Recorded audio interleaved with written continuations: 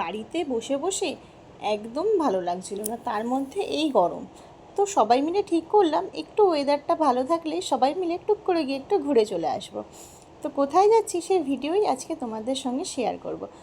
তো এই দেখো, আমরা সব মায়েরা মিলে পুচকুগুলোকে নিয়ে বেরিয়ে পড়েছি। আসলে সামনেই তো পুচকুগুলোর এক্সাম মে মাসে, তাই ভাবলাম এক্সামের আগে ওদের মনটা একটু ভালো করে নিয়ে আসি।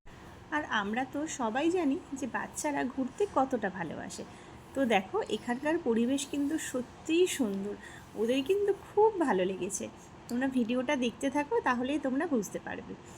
তো আশা করি তোমরা অনেকেই আমার ভিডিওটা দেখে বুঝতে পেরেছো যে আমরা কোথায় এসেছি। তো আমরা চলে এসেছি ব্যান্ডেলের লাহিড়ী বাবার আশ্রমে। তো আমরা কিন্তু অনেকটাই আগে চলে এসেছিলাম, 9:30টার সময়। তো তোমার মন্দির খোলে 10টার সময়, তো আমরা অনেকটাই আগে চলে এসেছিলাম। সেই কারণে ভাবলাম আশেপাশটা একটু খুব ভালো করে একটু ঘুরে নিই। তো সবাই মিলে একটু ঘুরতে বেরিয়ে পড়লাম। তো এখানে দেখো, দুটো ছোট্ট ছোট্ট কিউট ছাগলের বাচ্চা দেখতে পেয়েছে, মাম্মাম, তারপর মিষ্টি, আরও যারা যারা ছিল ওর বন্ধুরা সবাই। দেখো, আম গাছ থেকে পাতা পেড়ে নিয়ে সেই পাতা এখন খাওয়াচ্ছে। ওকে একদিনেই আজকে মোটা করে দেবে। তো এইদিকে দেখো, আমি একটা ছোট্ট আম কুড়িয়ে পেয়েছি, কিন্তু আমটা না একদম ফাটা। তৃষান কিন্তু পেয়েছে, একটা সুন্দর আম পেয়েছে। ও আবার ব্যাগে করে আমটা নিয়ে গেছে বাড়িতে গিয়ে আম দিয়ে টক ডাল খাবে বলে। আর এইদিকে দেখো, গাছ ভর্তি আম হয়েছে। সত্যি এখানে আসলে না মনটা একদম শান্ত হয়ে যায়। দারুণ সুন্দর জায়গা। তো মন্দির এখন খুলে গেছে, আমরা সবাই ভেতরে চলে আসলাম। আর ঢুকেই কিন্তু আমরা মহাদেবের দর্শন করে নিলাম। এরপর দেখো, এখানে অনেকগুলো রাজহাঁস ছিল, সবাই মিলে গুনতে শুরু করে দিয়েছে যে কটা হাঁস ছিল।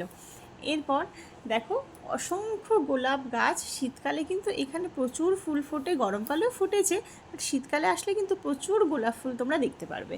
তো জায়গাটা সত্যি অসাধারণ সুন্দর। তো তোমরা যারা যারা আসোনি একবার সত্যি এসো, দারুণ সুন্দর জায়গা। তো এখানে দেখো, সবাই মিলে আমরা জুতো খুলে রাখলাম। আর মাম্মাম দেখো কী সুন্দর তার বুনুন জুতোটাকে রেখে দিল। আর এইখানে দেখো 2 টাকা করে নেয়, এইখানে জুতো খুলে রাখতে হবে। বাইরেও রাখার জায়গা ছিল, বাট আমরা সবাই ভেতরেই রেখেছি। আর এখানে দেখো, সুন্দর বাচ্চাদের জন্য দোলনার ব্যবস্থাও করা আছে, মানে বাচ্চারা সত্যি খুব আনন্দ পাবে।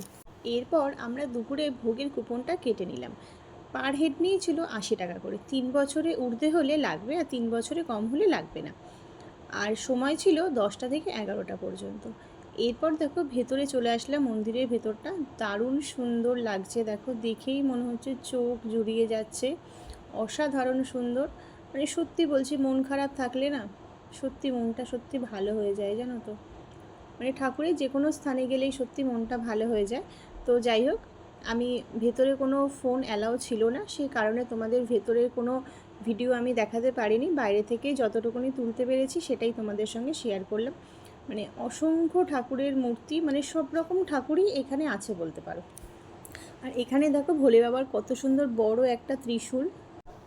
আমাদের কিন্তু দারুণ কাটলো সারাটা দিন। এরপর দেখো, মিষ্টি আর মাম্মাম একটু স্লিপ চড়বে, বাট মিষ্টি তো খুব ভয় পাচ্ছে। এরপর সুচরিতা এসে মিষ্টিকে একটু কোলে করিয়ে স্লিপ চড়ালো। আমাদের কিন্তু দারুণ সুন্দর কেটেছে দিনটা। এরপর দেখো, আমরা দুপুরে খাওয়া দাওয়া করে বেরিয়ে যাব। তো এই যে আমরা খেতে চলে এসেছি ভোগ প্রসাদ। এখানে ডাল, সোয়াবিন আলুর তরকারি, একটা নিরামিষ তরকারি দিয়েছিল, চাটনি, পাঁপড়, পায়েস। প্রসাদগুলো দারুণ সুস্বাদু ছিল। আর ভাবলাম তোমাদের সঙ্গে কয়েকটা স্টিল ফটো শেয়ার করি। তো কেমন লাগলো তোমাদের ভিডিওটা অবশ্যই জানাবে। আর দেখা হচ্ছে নেক্সট কোনো ভিডিওতে। টাটা।